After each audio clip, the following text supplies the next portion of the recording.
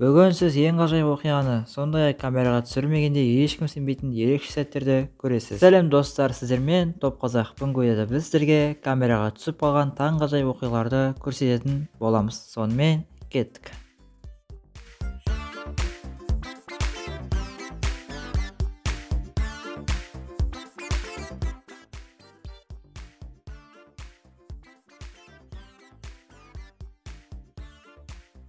Осындай да болады екен-ау. Мұндай желді ауа райында баланы қоқыс жәшігіне апаруға кім жібергені белгісіз. Бірақ бұл бала мектепте физика заңдарын толық оқымағаны анық. Не болса да бұл баланы аяп кеттім.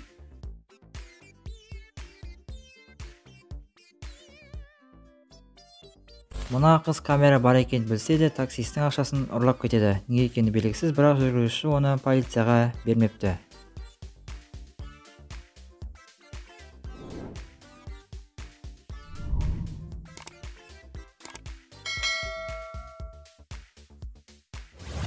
Ол кісі өзінің жұмысынан шаршаған секілді.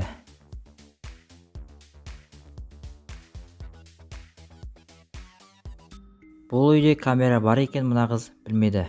Және бұл кадрда бір нәрсе дұрыс емес. Сіздер не деп ойлайсыздар? Әрине, мына қыз телепорт арқылы ас үйден бір шығады. Бірақ бұл күлкілі болуы мүмкін, бірақ дегенмен де бұл монтаж емес екенін айтқан болатын. Сонда қалай бұл? Әлде компьютерлік қате ма? Бізге түсініксіз.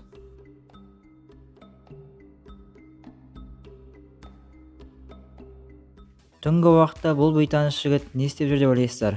Ол адам камера бар екенін білсе де, осындай тірлік істей бастады. Бәлкім ол актерға ұқсағысы келген шығар, белгісіз. Таңертең жұмыста кофе ішкеніне жетсін. Бірақ бұлай емес. Бұл бала иттің сүйікті иесі емес екені анық. Серуендеудің орнына жануар қашып кетуді жөн санап, баланың қолын ауыртып қашып кетеді.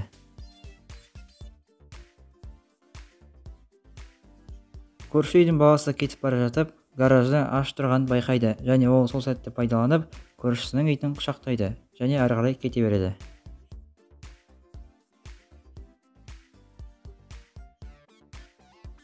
Бір құмалақ, бір қарын майда шіртеді деген рас екен. Себебі бүгін мына кісінің күні емес екені анық. Өздеріңіз көріңіздер.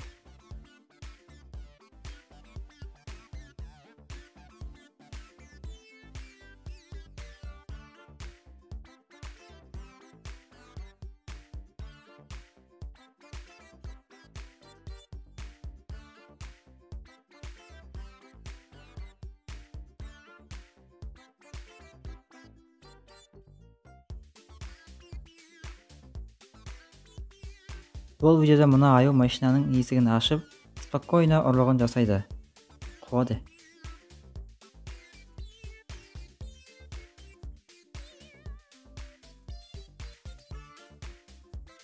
Егер сіз супермаркетте камераны көрсеңіз, не істейсіз? Жай ғана өтіп кетесіз бе? Жоқ әлде мына кісі сияқты бұлшықеттеріңізді көрсетесіз бе?